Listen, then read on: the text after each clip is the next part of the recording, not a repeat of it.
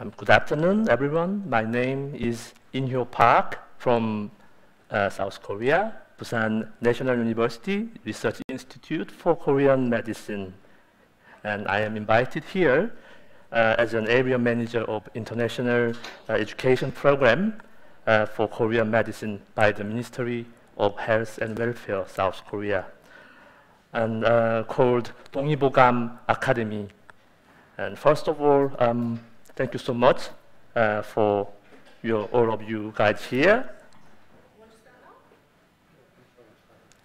Yeah, and so you guys taking your time to come to join with us today for this. So it is a great honor for us to have a chance to introduce Korean medicine here.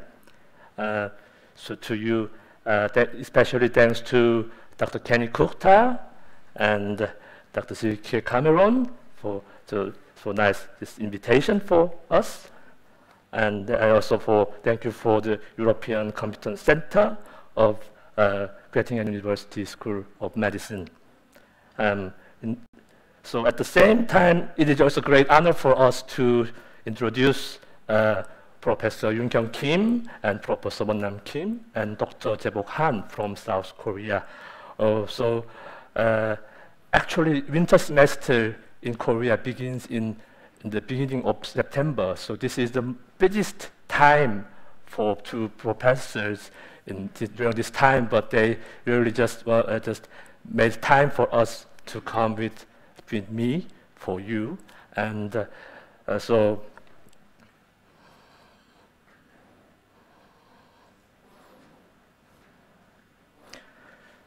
once again, I really appreciate it. So herewith, I would like to introduce English translated books of 동의보감 and several books written in English published by Busan National University and financed by the Ministry of Health and Welfare. So first, I would like to introduce 동의보감. This is an encyclopedia of medical knowledge and treatment techniques of East Asian medicine, compiled in Korea in the 17th century by Heo-jun, a court physician for king. This book is regarded as one of the essences not only of Korean medicine, but also of the whole East Asian traditional medicine. So this book was included in the Memory of the World Register by UNESCO in 2009. So this book was translated by Korea Institute of Oriental Medicine in 2013. So you can have an overview of well-explained and organized East Asian medicine, medical knowledges and treatments on the one hand, but at the same time, you can also have an experience of different interpretation of the East Asian medical principles and different usages of Korean herbs compared with traditional Chinese or Japanese medicine. So this book is composed of overview and internal body elements and external bodily elements, and followed by miscellaneous disorders and herbs and acupuncture and moxibustion. And second, herewith, I also brought 3 books on Korean medicine published by the Ministry of Health and Welfare with Busan National University School of Korean Medicine, published in 2015, 16, and 17. The first one is current status and, yeah, not this one, sorry. Korean, this is about the general information on Korean medicine, for instance, its history, statistical features, short introduction on acupuncture and herbal medicine developed in Korea. And the second one, this current practice of Korean medicine. This book covers current practice of Korean medicine and various and more specific clinical techniques widely used by Korean medicine doctors for various medical conditions such as cancer, or pain control, or women's disease, and infertility. And the last one is about Korean acupuncture, such as Sam acupuncture or Sasang constitutional acupuncture. So developed in Korea so far. So I hope these books help you to understand the East Asian traditional medicine on the one hand, but on the other hand, I hope they will inspire you to have a better idea when you study or research in the field of medical science, or when you make a treatment to patients in your clinical settings. So I wish this will be a good start for all of us together to cooperate with each other for our patients in Korea and in Germany. So thank you very much. And I'd like to just donate this one to the Competence Center of East Asian Medicine, to Dr. Kenny Gupta and Dr. Cameron. It is a great honor for us to receive this very valuable gift from you, and we and all of us want to thank you and also give you and your speakers a gift from us. So first of all, we are in the process of preparing, can you see this on the screen, the Lehrbuch der koreanischen Medizin, which is the first course book on traditional Korean medicine that we at the Forschungsstelle für östliche Medizin, Competence Center for Traditional East Asian Medicine, with Hans Rausch, Kenny Kuchter, Hans Rausch, Hans-Wilhelm Rauwald und Dr. Raimund Reuer from JSON Clinic in Seoul have together prepared. This is the first draft. It will be completed soon and then go into print. And it is a great honor to present you with this first draft of the Lehrbuch der koreanischen Medizin. Thank you. And furthermore, we have a small gift from traditional German medicine for all the lecturers. This is Heumann-Tee. It's a German cold medicine tea, official medicine. And I would present you, Dr. Pak, and you, Professor Kim.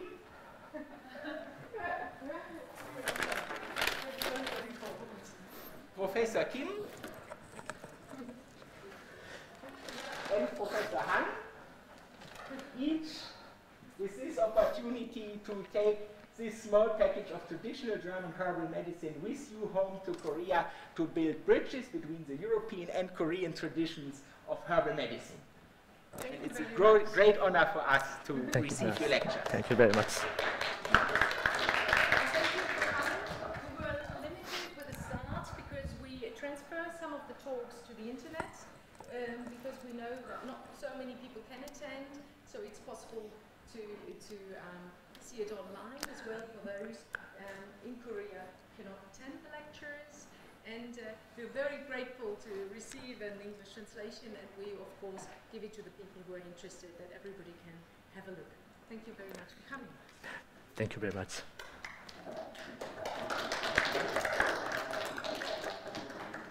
So, and now I would like to give you a short introductory presentation on the summary of history and current features of Korean medicine as an introduction for today's main speakers, Professor Kim and Dr. Han.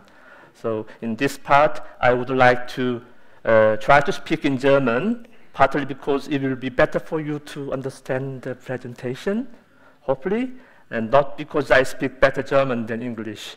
But okay, anyway, I will try to speak in German. So zuerst möchte ich gerne die Definition der koreanischen Medizin vorstellen im Zusammenhang mit der gemeinsamen Kultur in Ostasien, so genannt East Asian Cultural Sphere, oder ostasiatische Kulturraum vielleicht. Danach werde ich ganz kurz die Geschichte der koreanischen Medizin vorstellen, so geteilt, also vor dem Kontakt also mit chinesischer Medizin, dann Einfluss von chinesischer Medizin, dann Entwicklung der eigenen Tradition und Identität als koreanische Medizin im 17. Jahrhundert spätestens und Modernisierung der koreanischen Medizin seit dem 20. Jahrhundert mit statistischen Daten. Danach werde ich ein paar Gemeinsamkeiten und Unterschiede mit der chinesischen traditionellen Medizin nennen, bevor ich eine Bedeutsamkeit der koreanischen Medizin für deutsche Ärzte und Therapeuten oder Medizinstudierenden auch. Okay, was ist koreanische Medizin? Also nach koreanischem Wörterbuch und Gesetze steht die Definition der koreanischen Medizin so. Also koreanische Medizin basiert auf das Prinzip der traditionellen chinesischen Medizin, aber die wurde nach der langen Zeit der Geschichte eine unabhängige Identität gebildet. Andererseits, obwohl die koreanische Medizin auf das traditionelle Prinzip basiert, ist moderne, weiterlaufende Entwicklung der Diagnose und Behandlungstechnik auch betont.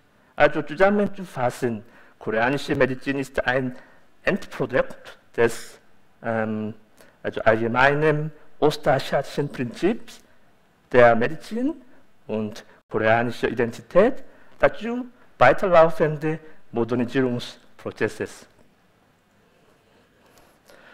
Und bevor ich über koreanische Medizin erzähle, muss es besser sein, Ihnen sogenannten ostasiatischen Kulturraum zu vorstellen. Also Ostasiat, East Asian Cultural Sphere oder chinesischer Kulturraum, dazu gehören China, Taiwan, Mongolien, Japan, Nord- und Südkorea und Vietnam. Also in dieser Region, chinesische Schrift wurde sehr weit verbreitet. Also darum gebildete Leute in dieser Region konnten durch chinesische Schrift miteinander kommunizieren, obwohl sie die andere Sprache nicht kennen. Das wäre ähnlich wie vielleicht lateinische Sprache für Europäer im Mittelalter vielleicht. Und dadurch, chinesische Philosophie wie Konfuzianismus oder Taoismus oder Religion wie Buddhismus konnte sehr einfach auf die Nachbarländer beeinflussen. Aber andererseits, in diesen Nachbarländern wurde diese Hochkultur aus China Weiterentwicklung mit der Vertiefung eigener Verständnis und Vertiefung und Veränderung der originalen Idee. Dann währenddessen in jedem Land wurde seine eigene Identität entwickelt, ebenso medizinische Prinzip wie Yin-Yang oder Fünf-Elemente-Theorie.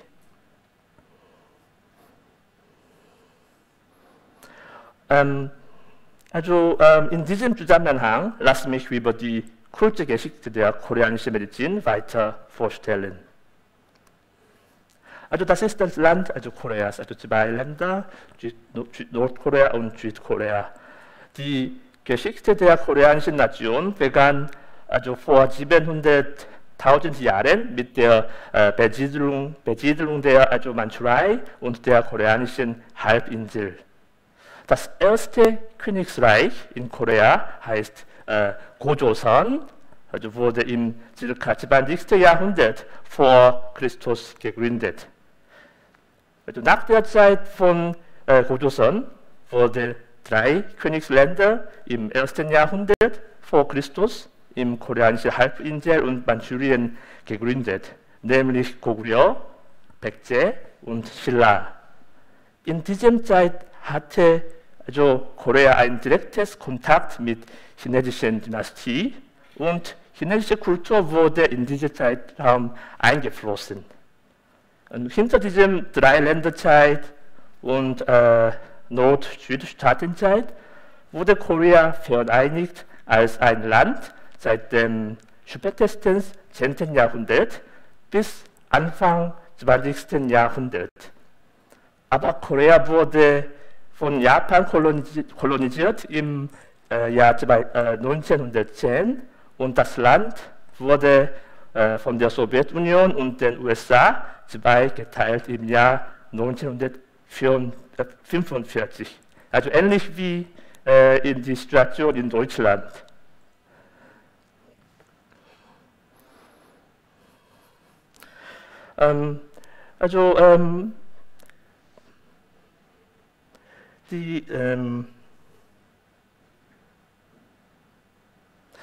Damals, diese Korea, war eine Kolonie von Japan und Korea wurde nicht als ein unabhängiges Land, sondern ein Teil des Japans, anerkannt von großer Macht. Darum nicht Japan, sondern Korea wurde zweigeteilt. Und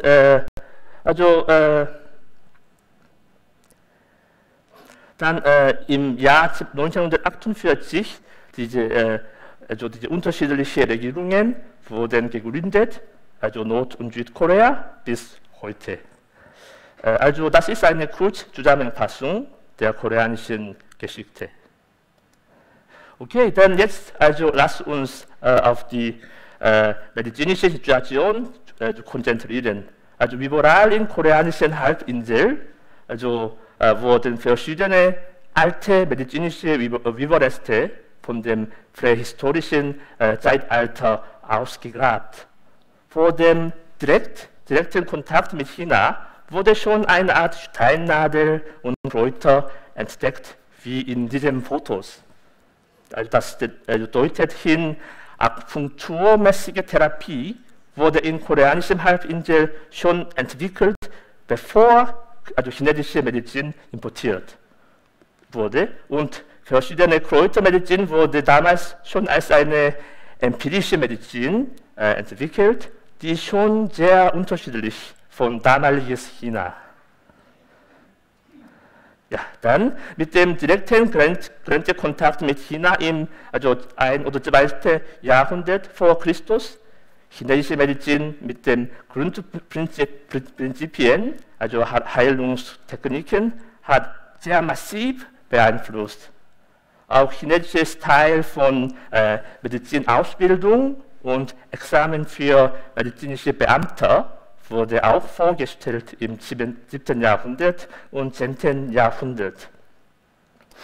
Dann im Mittelalter in Korea zwischen 10. Jahrhundert bis 15. oder 16. Jahrhundert gab es zwei unterschiedliche Tendenzen. Einer ist Vertiefung des Verständnisses für das Prinzip der chinesischen Medizin und ihre eigene Interpretation über die Prinzipien einerseits, aber gleichzeitig, das ist aber sehr wichtig, gab es eine systematische Erforschung einheimischer koreanischen Heilpflanzen. Denn das Klima und Vegetation des Koreas sind sehr unterschiedlich, schon sehr unterschiedlich mit China, und daher war es sehr schwer zu finden, die gleiche Heilpflanzen, die wie in den chinesischen Medizinbüchern stehen. Darum seit 12. oder 13. Jahrhundert schon wurde viele koreanische Bücher über einheimische Heilpflanzen publiziert für die Bevölkerung. Gab es zwei unterschiedliche Richtungen weiterentwickelt in diesem Zeitraum. Wir sehen nochmal die Bedeutsamkeit des Dongi-Programms, ein Versuch für die Integration dieser unterschiedlichen Tendenzen, kann man das Buch Dongi-Programm so verstehen. Hier steht erfolgreiche Integration verschiedener konkurrierender ostasiatischer Medizinsysteme mit originären koreanischen klinischen Texten über die Erforschung von einheimischen koreanischen Heilpflanzen. Seit der Publikation des Dongi-Programms hat koreanische Medizin seine eigene Identität weitergebildet. Zum Beispiel die koreanische Medizinforscher haben nicht mehr direkt chinesische Medizinbücher zitiert, sondern fast ausschließlich nur diese Dong-I-Programm zitiert. Also in diesem Prozess ist koreanische Medizin als eine unabhängige eigene Identität weiter festgeblieben bis heute. Also jetzt möchte ich kurz Ihnen vorstellen über die moderne Geschichte und heutige Situation des koreanischen Medizinsystems. Westliche Medizin wurde am Ende 19. Jahrhunderts aus Japan, den USA oder auch Deutschland, also zugeflossen, mit dem häufigen Kontakt mit der westlichen Welt. Damals ist betrachtet als eine Kooperationsperiode des Ost- und Westmedizin. Es gab zwei Arten Ärzte, also meistens waren immer noch traditionelle Ärzte, aber damals schon gab es einigermaßen westliche Ärzte auch. Also beide wurden von der Dynastie als Arzt anerkannt. Aber während der Kolonialzeit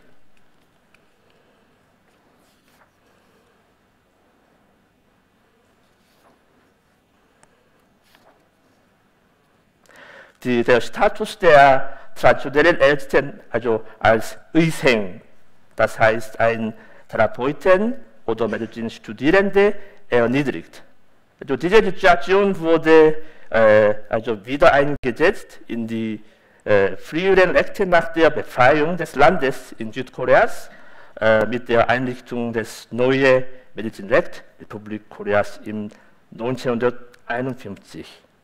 Also nach diesem Gesetz, National Medical Service Act, es gibt zwei Arten Arzt, westlicher Arzt und koreanische Medizinarzt. Also mit gleich 6 Jahre Hochschulbildung und Staatsexamen. Aber ihre Arbeitsbereich ist aber sehr streng geteilt. Also zum Beispiel westlicher Arzt hat kein Recht, Akupunktur oder Naturpflanzen benutzen und KM-Arzt darf nicht zum Beispiel Antibiotikum verschreiben. Also um beide zu benutzen, brauchen die eine Hilfe von anderen Ärzten. Dann lass uns eine statistische Tabelle sehen. Im Jahr 2014 etwa 80% der Ärzte sind westliche Ärzte und 2% sind koreanische Medizinärzte. Also im Sinne von der Größe, also westliche Medizin dominiert über koreanische Medizin bis heute, aber koreanische Medizin hat immer eine wichtige Rolle als staatlich anerkannter Arzt und entwickelt sich sehr hoch bis heute. Und im Jahr 1951 koreanische Medizin, also Practitioner, wurde gesetzlich als Arzt anerkannt und 1964 die Länge der Studiensemester gleich wie westliche Medizinschule, also 6 Jahre Studium, und 1970 der erste Krankenhaus der koreanischen Medizin wurde eingeführt. Und im Jahr seit 1987 koreanische Medizintherapie wurde von gesetzlicher Krankenversicherung abgedeckt und im 2000 wurde koreanische Medizin Spezialistensystems auch eingeführt. Okay, also hier habe ich die Geschichte und moderne Entwicklung der koreanischen Medizin kurz vorgestellt. Ich denke, hier gibt es schon einige Masse Leute, die schon über chinesische Medizin schon gut kennen.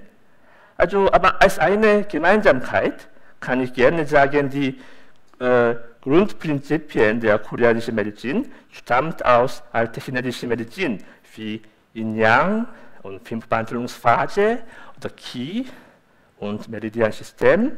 Aber gibt es auch nicht übersehende Unterschiede, zum Beispiel Interpretationen der Prinzipien und auch unterschiedliche Kräuterarten wegen unterschiedlicher Klimas und Vegetation und auch konkrete klinische Technik, Entwicklung ist irgendwie unterschiedlich.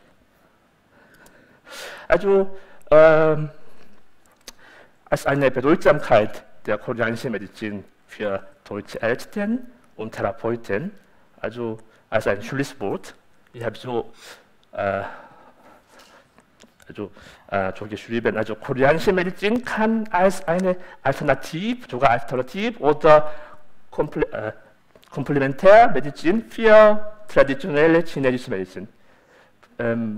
Also einfach eine neue Idee vielleicht können wir anbieten. Also ostasiatische Medizin ist sogar nicht homogen. Es kann sogar verschiedene Varianten geben, sogar in ostasiatischen Medizin. Nicht alle sind so gleich, aber japanische Kampo-Medizin oder chinesische Medizin, auch koreanische Medizin, haben ihre eigene Schwäche und Strenge. Und die deutsche Therapeuten oder Ärzte können die gute Sache irgendwie nutzen. Also dann auch, ich denke auch, also gemeinsame Zusammenarbeit für die Entwicklung der Theorie und Praxis vielleicht in der Zukunft das kann dienen für die Patienten nicht nur in Korea, aber auch in Deutschland. Das wäre eine ideale Situation. Okay, also danke für Ihre Aufmerksamkeit. Es war ein bisschen länger geworden als früher. Also ich dachte, aber nach einer kleinen Pause, also Professor Kim und Dr. Han werden weiter über die koreanische Medizin erklärt. Besonders konzentriert auf die Nutzung der Heilpflanzen. Also vielen Dank. Vielen Dank für den schönen Vortrag. Ich möchte das ein bisschen kommentieren, weil ich ja die japanische Medizin kenne, die koreanische nicht und im Vergleich immer auch die chinesische Medizin. Und für mich war das jetzt sehr interessant. Für mich war es jetzt sehr, ich glaube, es versteht mich trotzdem jeder.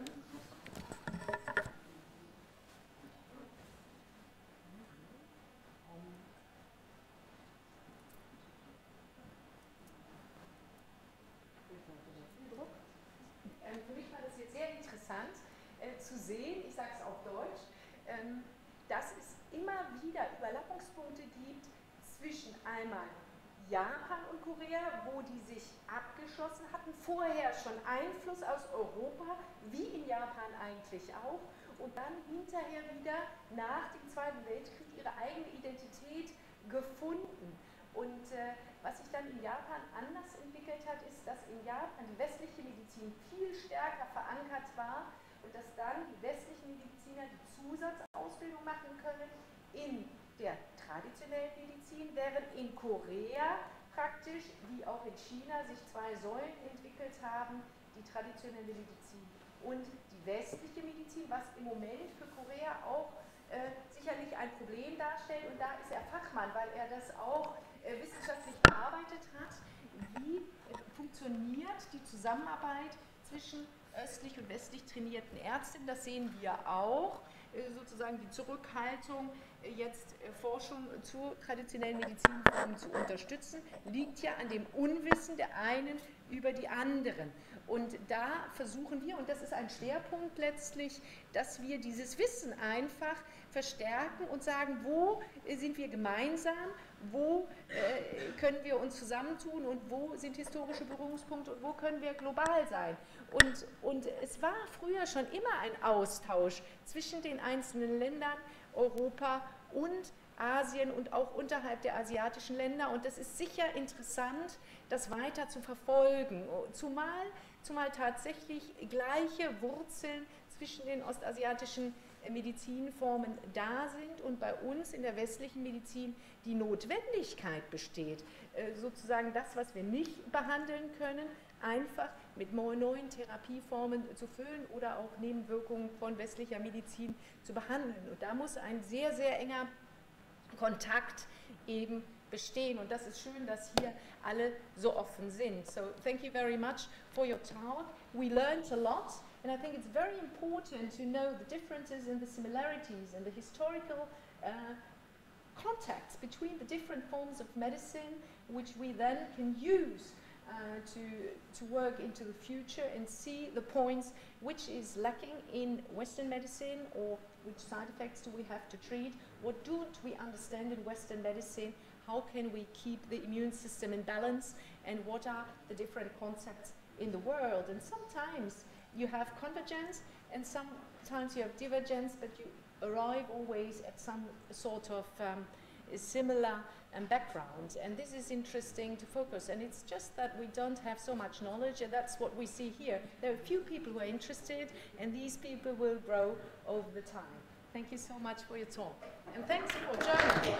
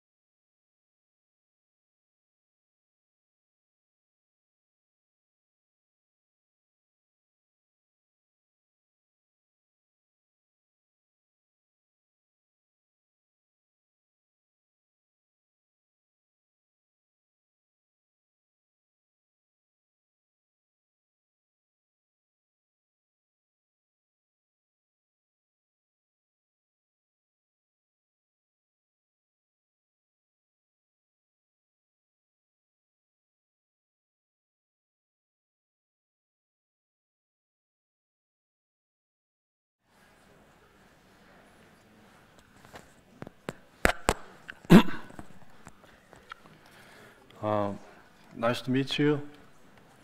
I'm a clinician in early stage cancer patients supportive care hospital in Korea.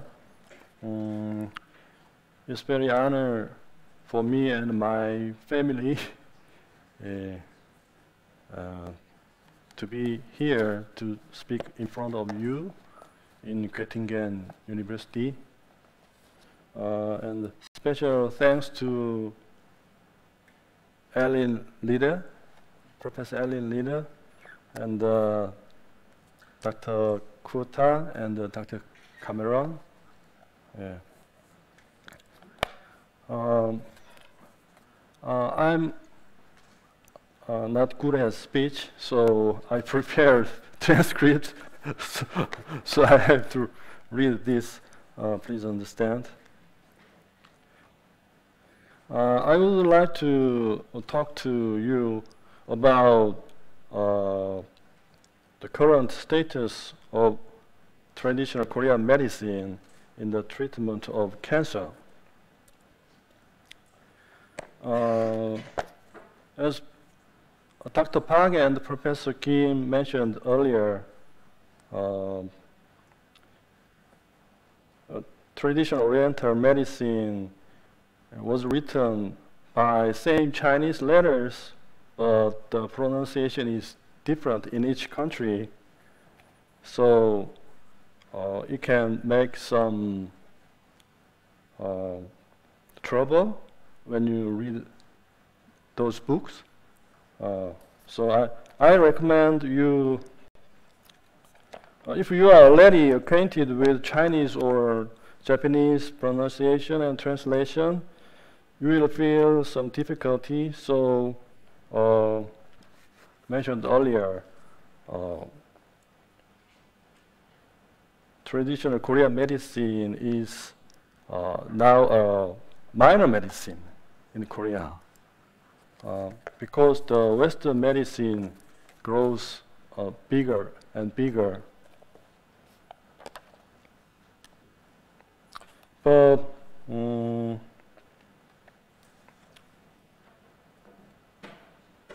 until now, some Koreans use traditional medicine primarily to treat their musculoskeletal pain, nerve symptoms, and to handle cough, rhinorrhea, otorrhea, eczema, dyspepsia, pain, diarrhea, anorexia, cachexia, general weakness, fatigue, or obesity.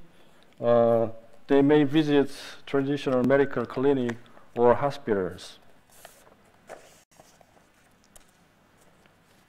Similarly, almost all cancer patients seek famous Western medical hospitals and doctors in big cities. Therefore, 6 to 7 university hospitals in capital area are the major hospital, and they observe majority of cancer patients, and the remnants are observed by small university hospitals in smaller cities. In early stage of cancer, almost every patient believes in Western medical doctors in those big hospitals, and they willingly undergo surgery, radiotherapy, and chemotherapy. But those big hospitals cannot care them for a sufficient time because there are so many patients waiting surgery, chemo, and radio. So those big hospitals have to discharge patients several days after surgery. And then many patients scatter to smaller hospitals for post-surgery care and stay there during the period of chemotherapy and radiotherapy or for hospice. But they don't have such a trust in doctors in small clinics or hospitals, so they refuse to take any complementary medicine at first. This is largely because most doctors and nurses in big hospitals educate patients not to take any other therapy.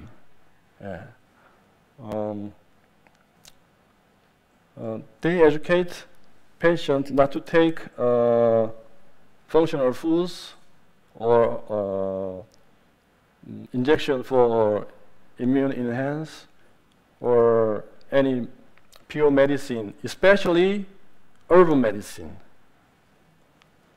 And they don't recommend even hypothermia or acupuncture.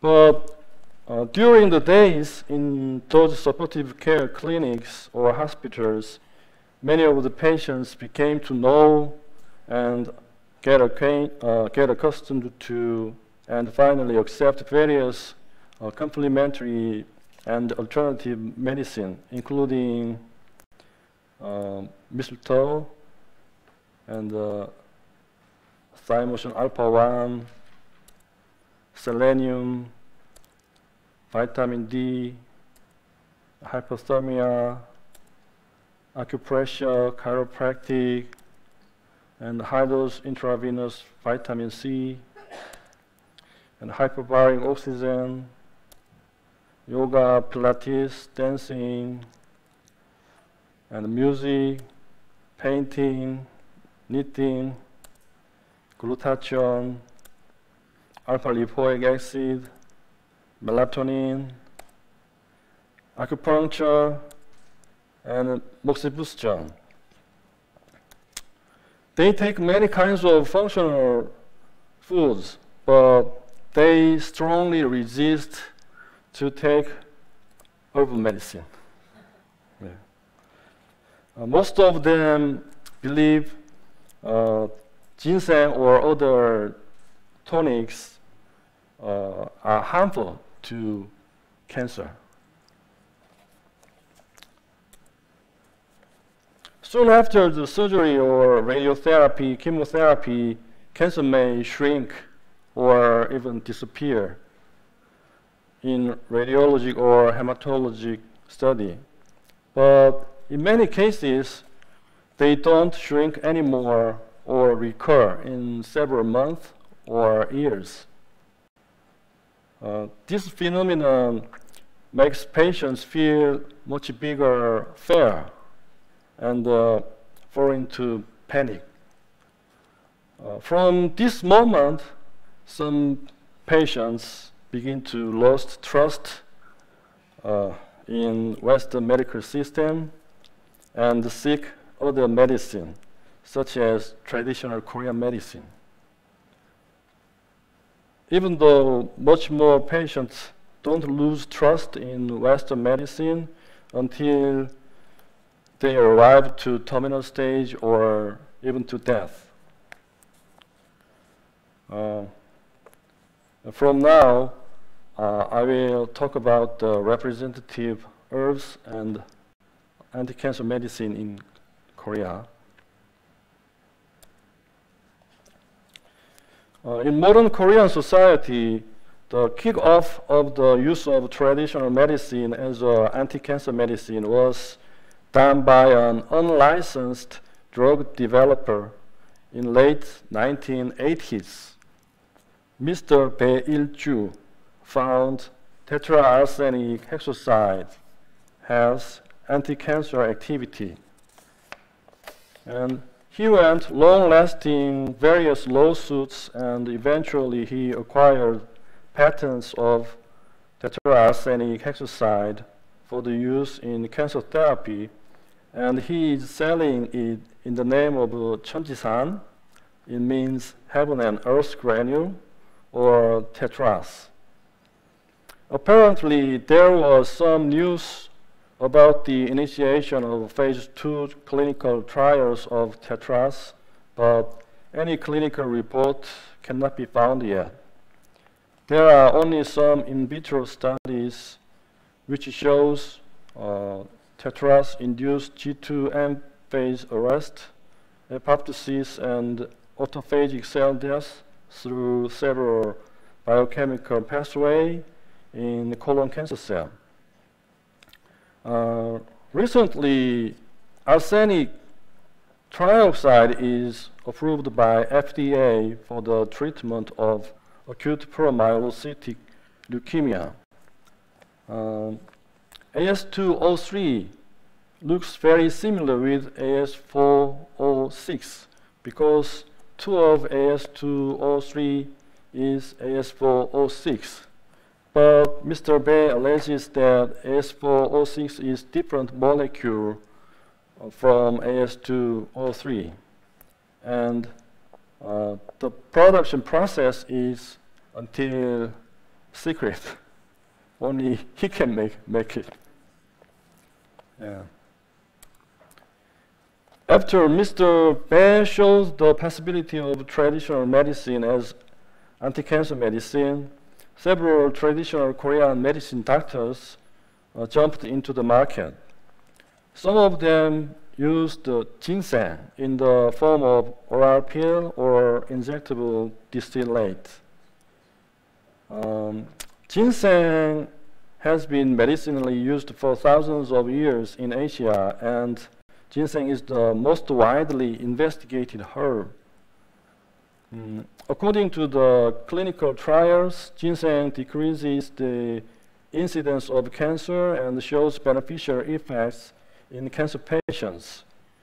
A randomized placebo-controlled trial showed that ginseng improved some aspect of mental and physical functioning in patients with gynecologic or hepatobiliary cancer.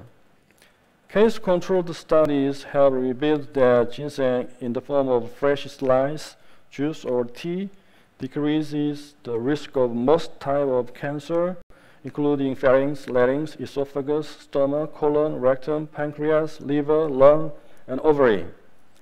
And in a cohort study, in a cohort of breast cancer patients, it was found that consumption of ginseng before cancer diagnosis was associated with increased overall survival rate and the quality of life.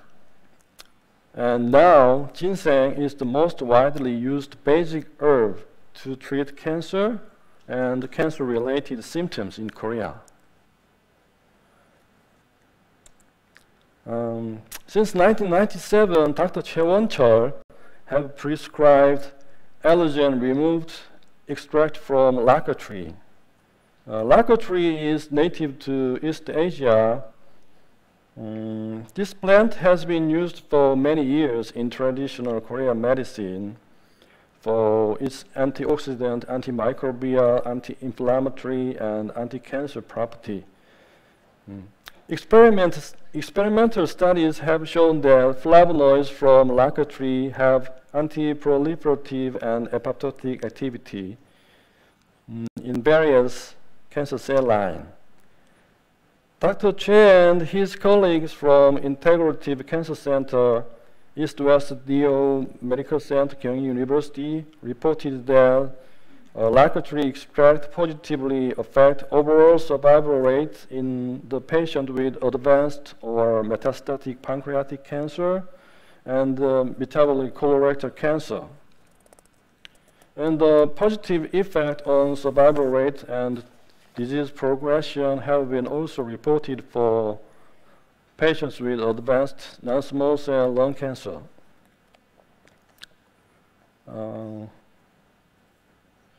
They also reported some successful treatment for metastatic renal cell carcinoma. The product was called as Nexia or Azings, and there was some news about permission of phase 2 clinical trial in 2009, but any result was not announced. Dr. Choi left Gyeonggi University several years ago, but the lacquer tree extract is still being widely used to treat cancer in many Korean medicine hospitals.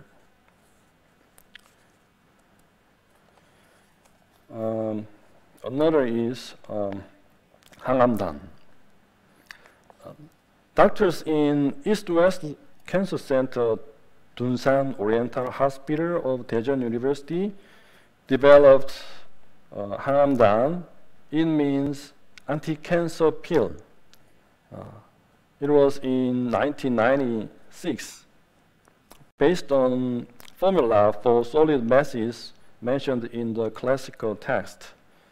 The ingredients are coix seed, panax ginseng, hippocampus, cordyceps, cremastra, ginseng, and cow gallstone, and margarita, and muscus. They reported Hangamdan delayed metastasis, prolonged survival, and prevent recurrence in stomach cancer. The study showed combined treatment of Hangamdan and chemotherapy to be the most effective in overall survival compared with single treatment of chemotherapy or Hangamdan alone.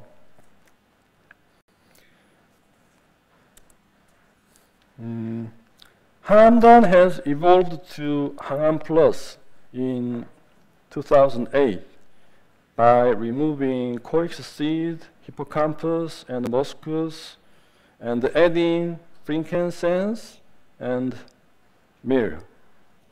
I know that Germans use frankincense frequently to cancer patients. Yeah.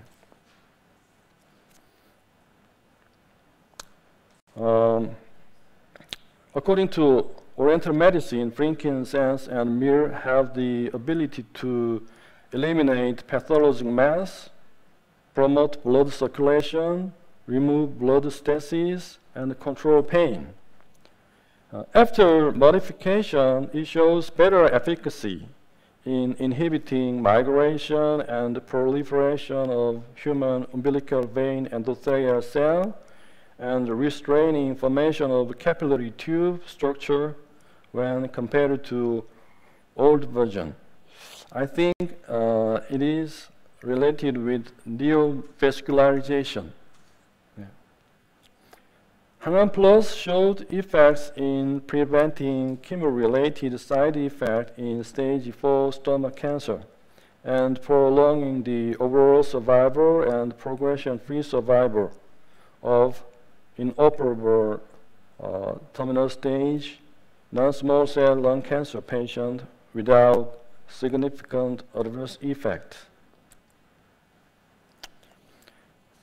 Another is cordyceps.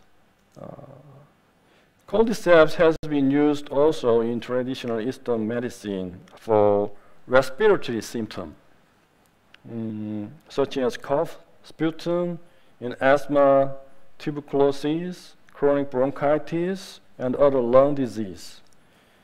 The studies have reported antioxidant and anti-tumor effect of cordyceps.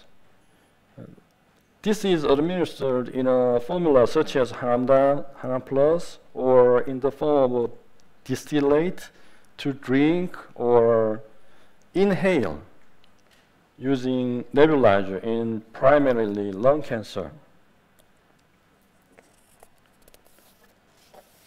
And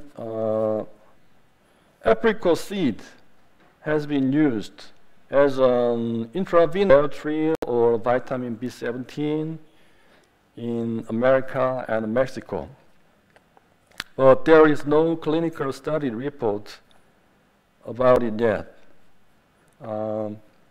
People suppose that cyanide compound has anti-cancer effect. And this is last. Velvet of young deer antler is one of the most favorite young tonifier in Korea. In my experience, it can be a good palliative agent for prostate cancer in the form of gongjindan. Gongjindan is widely used to upgrade general health in Korea. In China, astragalus, ginseng, sophora, millabiris, acanthopanasis, Codonopsis, ligustri, smilacis, scutellaria, and brucea are the most frequently used herb in cancer patients, according to a report. But in Korea, as I mentioned earlier, ginseng, lacquer tree, cordyceps, apricot seed, noto ginseng, cremastre, cow gallstone, margarita, frankincense, myrrh, and velvet of young antler are frequently used.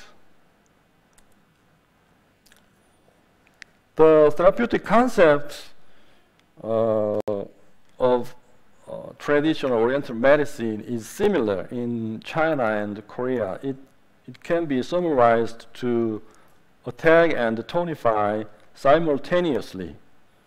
Attack means eliminating pathogenic factors such as heat, blood stasis, or toxin.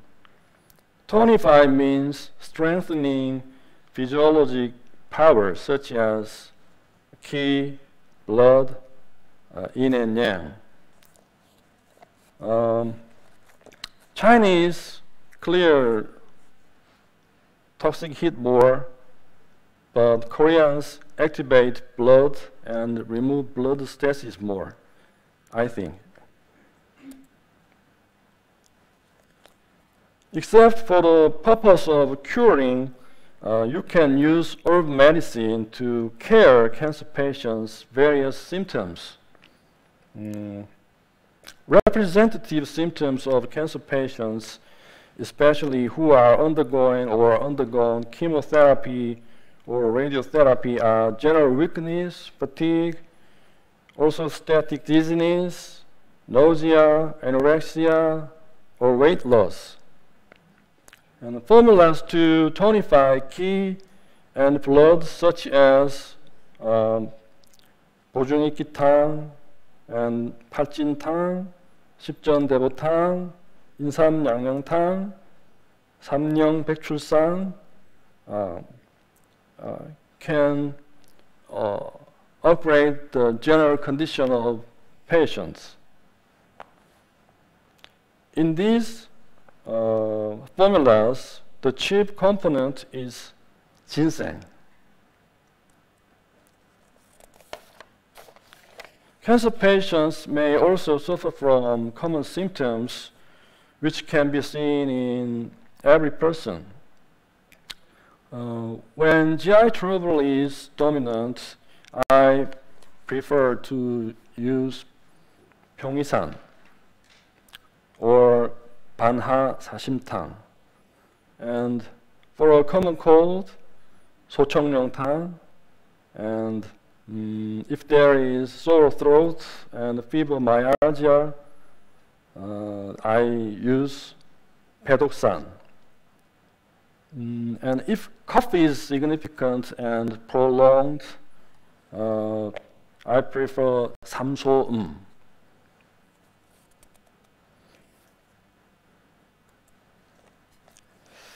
For a light edema or a small amount of ascites or pleural effusion, 오령산 can be administered before diuretics, because diuretics makes patients feel weakness, I think. If breast or other surgical wound is slightly red and painful after surgery or during radiotherapy, I use 오적산 before antibiotics or NSAIDs. And if there is urination difficulty after Foley catheterization during surgery, and the urinalysis is unspecific, I use 오림산. And cancer patients suffer from, many cancer patients suffer from stomatitis. Stomatitis can be managed with 양격산, especially 회춘 양격산.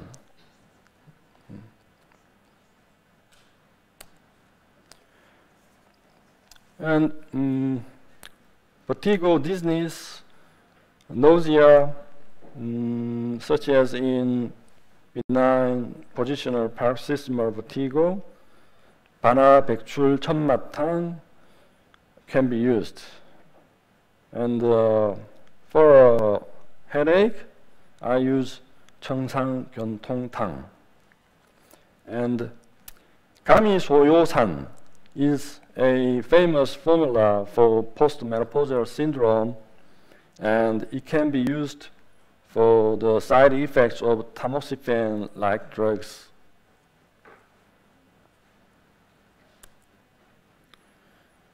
Yeah, it's all. These are common and famous model formula, but you can make any special formula for a specific symptom pattern of a specific patients. Except several toxic herbs, most of herbs are relatively safe, and the side effects are ignorable because their potency is not so strong, and the effect is not so dramatic compared with those of single molecular chemical. I recommend you to give it a try. Yeah, thank you for your patient listening. Dr. Han, I think you spoke to me because this is my subject as well, treating cancer patients and the side effects. And I think we should sit together because I have a similar talk on Japanese herbal medicine and see what is useful and what not. And the first things you showed are like mistletoe here. It's not really traditional. It's been developed for some ideas.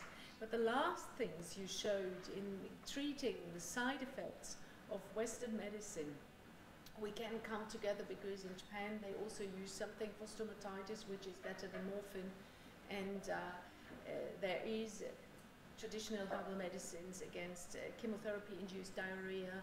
There is medicine against appetite loss, and I think we can look together what has been developed in Japan and what has been developed in Korea and see what overlaps. It's a very, very interesting study, I think. So we should sit afterwards and discuss it a little more, and I can show you my talk on the exact same questions. And very, very interesting, and we see how the different things developed in the different countries of Asia and how it's being used in the context of Western medicine. Thank you. Other questions from the auditory? Yeah? I just wanted to know, you presented one formula where you use material from animal. Animal. Yes, the deer. Deer horn. Yes. Can we have different regulations if you use animal material with regard to quality? So we are not allowed in Germany to use animal material. So how is the regulation for animal material in Korea? Because it's no herbal material, it's animal material. So I just wanted to know if you have the same regulations with regard to quality of the... Maybe there are same regulation. Professor Kim is special list. There are several animal drugs in Korean pharmacopoeia, and the items for testing is similar. So for the deer horn, the ash test represent how they are classified. So the young deer's horn contains less ashes after they are burnt. So the test is the mainly used for quality control. So other animal drugs those kinds of tests.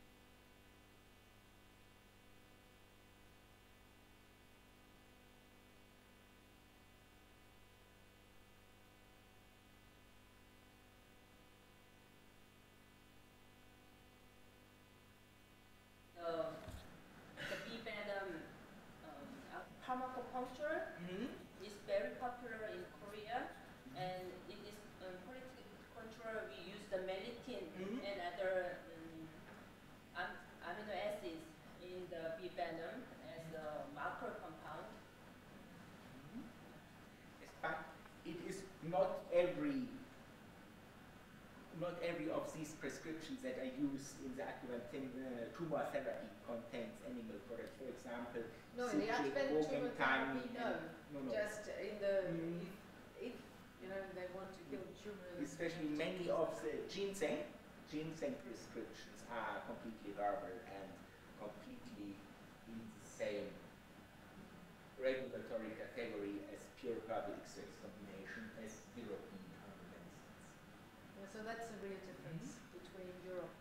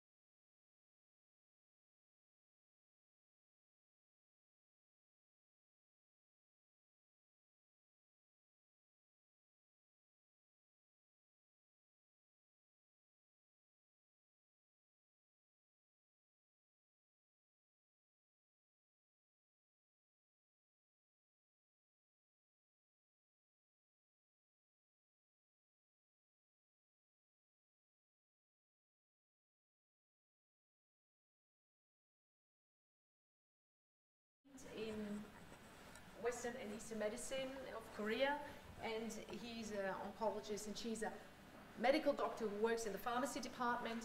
So it's a little similar to us.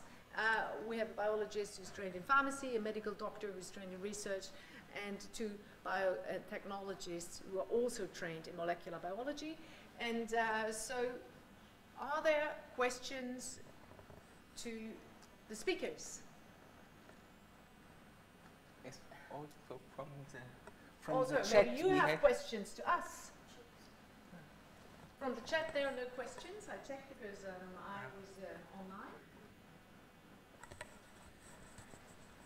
Yes, well, Professor Kim Won-nam, it was such a beautiful talk and such an insight in the beautiful combination of the traditional medicine and the most up-to-date research methods from the pharmacology, and this would be a great combination also for bridging the gap between Western medicine and Korean medicine, and also between research in Korea and research here in our field. Yes, we can.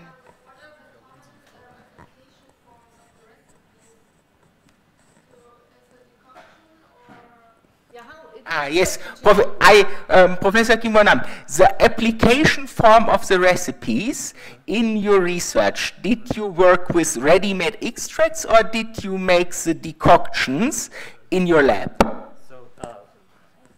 So the papers that I introduced, they are mostly focused on the water extracts, but normally a lot of papers use 30% ethanol, because in that case you could have better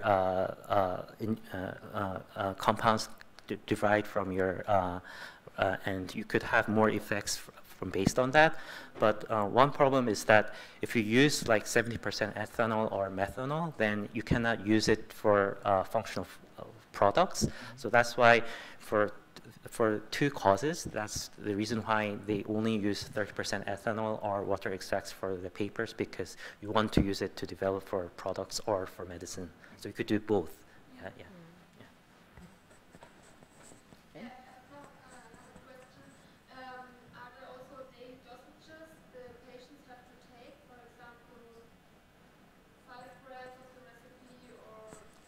So what is the daily? Water extract, for example, 100 milliliters, or how much do patients have to take? So perhaps to all the speakers, but especially to you for the SIP Debotang, what is the approximate daily doses that the patients have to take in gram of the herbs or in then milliliters of the decoction? So all of the amounts is based on the grams or milligrams based on the prescription, but the amount of water in the clinical field is a bit depends on how the patient prefers. Some patients don't like it as like 150 milliliters. They don't want to drink that much. So sometimes clinicians take into action. So for my case, like when I was in the clinic, I used like until 90 milliliters for one dose for the patients who don't prefer to drink a lot. So I think it's more depends on that you used everything and it's inside the formula. I might comment that from the Japanese side. So in Japan, it's always done the same. You have the prescription, which is traditional, and they are a little bit less than in Chinese formula, 2.5 gram, 3.5 gram of the single herbs, and then the herbs are cooked together in 600 to 700 milliliter of water, and then for 30 minutes, and then what remains is 300 to 400 milliliter of water, and they should drink it in 3 doses per day, so 100 to 150 milliliter of water. And for the research, of course, here there are decoctions made and used. In Japan, it's more from the extract, so you have to get rid of the stearine of the spray-dried powder before you can do cell culture experiments. And the other question is, do the mice drink the prescriptions, or do you give it by gavage, or is it put intraperitoneally? So most of the research for mice in that case, like you decide from the how much human beings would be absorbing the amount of the formula, and you use the how mice are different from the human beings. Like we normally just think that it's like 20% much more higher. So you decrease it in that amount, and so that the mice would absorb as which we would think that would resemble the amount by the human being. So that is one answer for the question. Second is the most way to use it is by gavage is mostly used for crude extracts, and for some research like for venom therapy, sometimes people use it with injections because that is the way to get, that is the clinical way used, and it's the best way to get your effects on the mice. And how do you do? How do you do? You give gavage or you let the mice drink?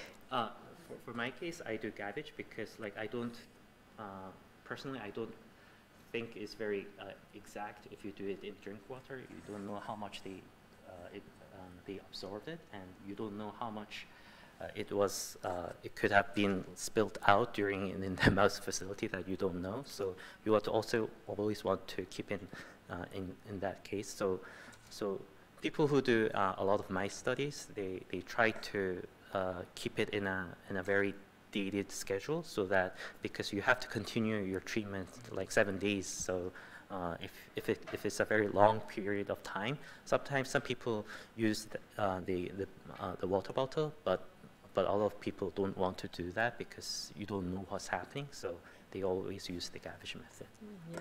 You can measure, I think both is done, because usually you give it 3 times a day. The gavage is only once a day, and you can only do that small amount. So there are pros and cons for both of the methods, depending on how tasteful the prescription is, maybe, and whether the mice would drink or not. Can you add something?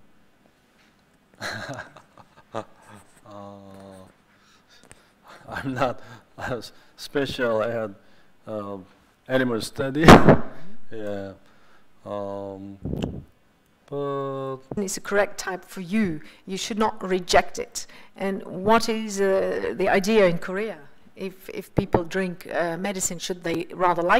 Children, so they are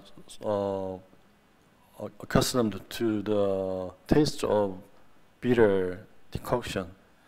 But nowadays, young generation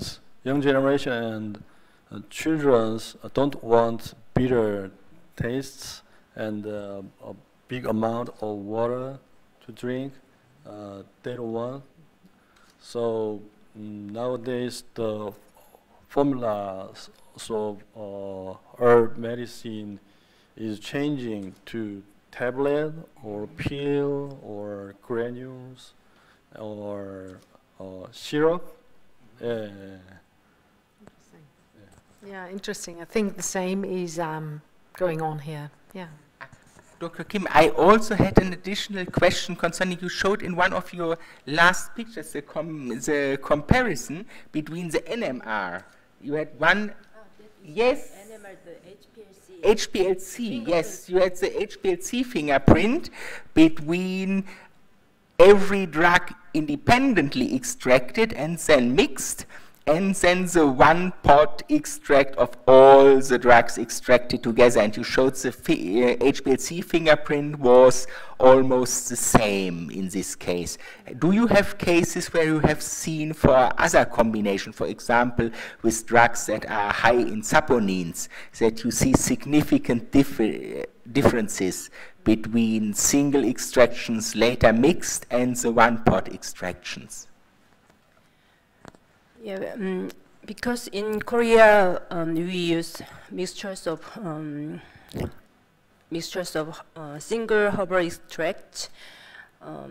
We tested the similarity between the mixture and the combination of decoction, and usually they are 80 to 90% similar, but some of the herbal formulas, for example, the berberin, the herbs which contains berberin can form a crystal after they are decocted. So when they are mixed together, they can be better contains the berberin. But when they decocted together, the crystal forms after they are cooled. So the berberin contains less than the mixed forms. So yeah, so it depends what the formula is, but the herbal products for insurance system, they usually can be said similar. Yeah. In Japan, the idea is different. They decoct together, of course, because they think like licorice enhances the decoction process of other things, and the traditional way is also to cook together. And so all the data they have is for the combined decoction process. Yes, but it's very interesting that Korea has basically done the same development for the prescription extracts that Germany has done. Because here in Germany, all the extracts in the combination drugs are basically the plants independently extracted and then mixed. For example, Iberogast, which is used a lot also here in the clinic you mentioned for the people who had operations. Yes, outpatient clinic people who had operations on the gut. So this is used a lot, and this is also the drugs independently extracted and mixed later. So this is very interesting that Korea has there gone the same way that our German traditional medicine has gone for the extract products. Yeah, what I explained is mainly focused on the chemical part. So the chemicals now we can detect in the herbal preparations is limited. So the marker compounds, the main compounds, they are very similar. But I saw the Japanese part, there are some reports about the pharmacological effect. So we also have some scientific investigation about the pharmacological effects. So in the effect, they can differ in several markers. But in the chemical parts, because we use them in the national health insurance system, they should be similar. So the similar index, the limit is around 80%. So those kind of limit can be fulfilled between the comparison of chemical ingredients. So. Yeah, I think it's a maker decision, the discussion we have here, because in China, people use single extracts to better combine the different prescriptions. And it's a maker decision to do the single herb decoction and then put it together at the end. But if you decoct single herbs in different solutions and then put together, you might not get what you get in the decoction part. And I think there needs to be more studies done, and this is why extracts are forbidden in Germany, because the extract drug ratio is not always well defined, and this is why we can only use herbs themselves and cook ourselves. Well, what is prohibited in Germany are these independent granules of one plant that then a doctor combines the granules himself. No, we have a lot of extract products from the plants. Yes. The Germans, but not the Asian ones. No, no. Supera extracts are forbidden. Yeah, because they are granules. Yeah, because they are granules. Together. I want to say yes, but if you had a pill, it would be okay if the pill gets an approval from the BfArM. Yes, exactly. Right? We have the BfArM in the audience. Yeah. Yes, precisely. Exactly. with the exception of the individual prescription of the raw drugs in the individual prescription that are then combined for decoction by the pharmacist. But before you could use it, and now not, because the drug extract ratio in the different extracts is not fixed. And this is why you need the approval. Yes. Professor Hahn, you also mentioned that you are very in favor for the single prescription and the individual decoction by the patient and the decoction from the raw drugs directly, you mentioned during our talk yesterday, and also in your combination, because you are also a Western medical doctor and a traditional Korean doctor, and it's a pleasure that we have you here because this is such a rare combination.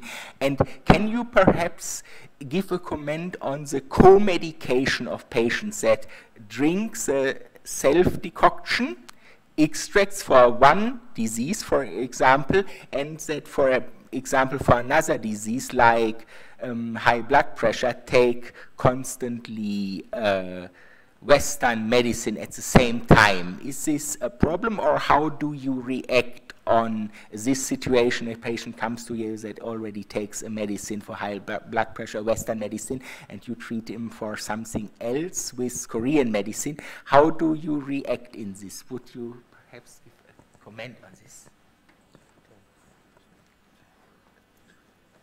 예를 들어서 뭐 고혈압 같은 것이 있어서 영양약을 먹고 있는 사람들한테 이제 그 전통약을 이제 이렇게 똑같이 사용할 것인가 볼 수가 없잖아요. 그래서 어떤 임상적으로 경험적으로 어떤 그 말씀하시죠.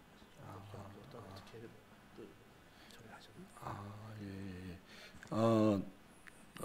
In general, I don't mind if they are taking high blood pressure medicine or cholesterol medicine or diabetes medicine. I use herb medicine. Herb